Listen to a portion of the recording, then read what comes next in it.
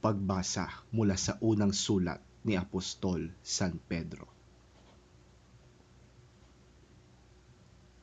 Tungkol sa kaligtasang ito, masusing nagsiyasat at nagsuri ang mga propetang nagpahayag tungkol sa kaloob na nakalaan sa inyo. Sinuri nila kung kailan at paano ito mangyayari. Ang panahong ito ang tinutukoy ng Espiritu ni Kristo na nasa kanila nang unang ipahayag nito ang hirap na titiisin ni Kristo at ang karangalang tatamuhin niya. Nang kanilang ipahayag ang mga katotohanan ito, ipinaunawa sa kanila ng Diyos na ang ginagawa nila ay para sa inyo at hindi para sa kanila. Ang mga katotohanan ito'y narinig ninyo ngayon sa mga nangangaral ng magandang balita ng Diyos sa kapangyarihan ng Espiritu Santo na isinugo sa kanila mula sa langit. Maging ang mga anghel sa langit ay nanabik na maunawaan ang mga katotohanan ito. Kaya nga, ihanda ninyo ang inyong mga isipan para sa dapat ninyong gawin. Maging mahinahon kayo at lubos na umasa sa pagpapalang tatamuhin ninyo kapag nahayag na si Hesukristo. Bilang masunuring mga anak, huwag kayong umayon sa masasamang pagnanasa tulad ng ginagawa ninyo noong kayo'y wala pang tunay na pagkaunawa.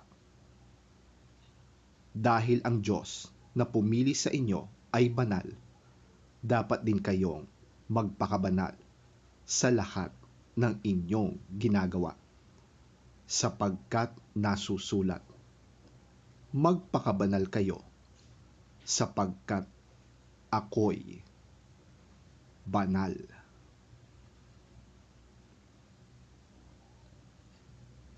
Ang salita ng Diyos. Salamat sa Diyos.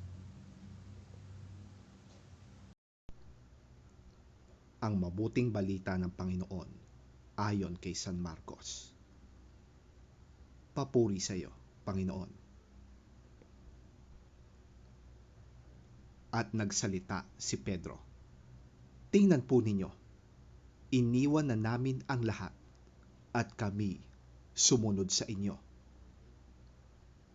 Sumagot si Jesus, tandaan ninyo, ang sino mang nag-iwan ng kanyang tahanan o mga kapatid, mga magulang, mga anak, mga lupain, dahil sa akin at sa magandang balita, ay tatanggap sa buhay na ito ng 100 ulit pa ng mga yon. Mga bahay, mga kapatid, mga ina, mga anak, at mga lupain, ngunit may kalakip na pag-uusig. At sa panahong darating, magtatamo siya ng buhay na walang hanggan. Ngunit maraming nauuna na mahuhuli at maraming nahuhuli ang mauuna.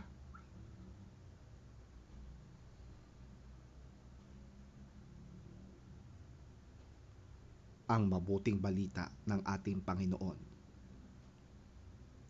Pinupuri ka namin, Panginoong Hesukristo. Then Peter spoke up.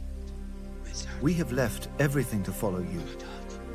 Truly, I tell you, Jesus replied, no one who has left home or brothers or sisters or mother or father or children or fields for me in the gospel will fail to receive 100 times as much in this present age. Homes, brothers, sisters, mothers, children and fields, along with persecutions, and in the age to come, eternal life. but many who are first will be last, and the last first.